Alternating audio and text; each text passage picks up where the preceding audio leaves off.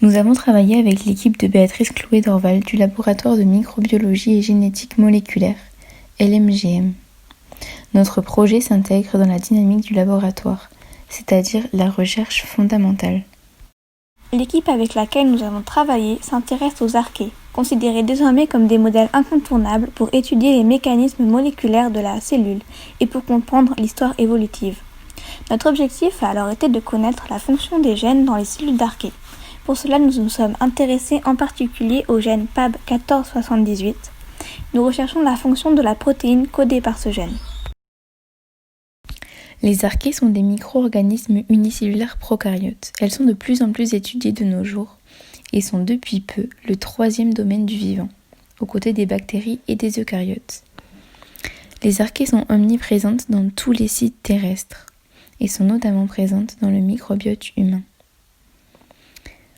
On trouve souvent des archées dans les cheminées des rifts océaniques au fond des océans.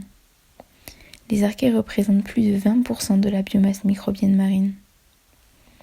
Elles vivent donc à des températures très élevées, au contraire très basses. De même pour les conditions de pression, qui peuvent être extrêmes. On dit donc que les archées sont extrémophiles, au vu de leur habitat extrême. Lors de notre première séance, nous avons réalisé une PCR sur l'ADN d'une archée et une PCR inverse des vecteurs PET11B et PET15B.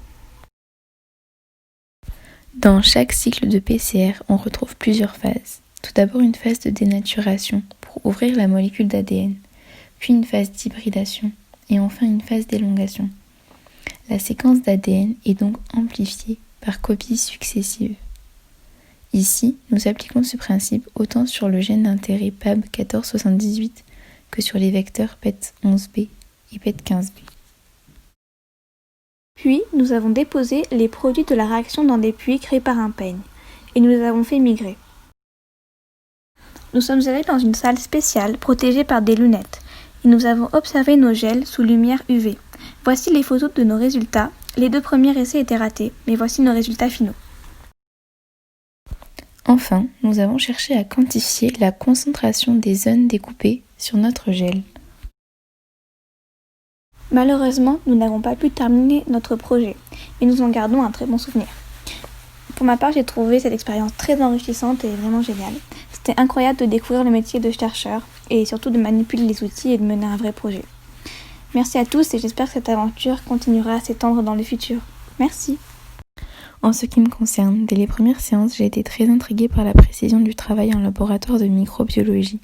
C'était incroyable de manipuler des tubes et des machines de si petite taille dont on n'avait même pas la connaissance auparavant. Sûrement à cause d'une imprécision sur la mesure de ces petits volumes, nous avons raté 2 essais de gel. Et selon moi, cela a été enrichissant de l'expérimenter par nous-mêmes. Grâce à la volonté de partage de nos encadrants, il n'a pas été difficile de s'imaginer le devenir de nos manipulations in vitro, même si concrètement nous n'avons pas pu voir le résultat. Merci beaucoup à eux, merci à tous, bonne continuation, au revoir.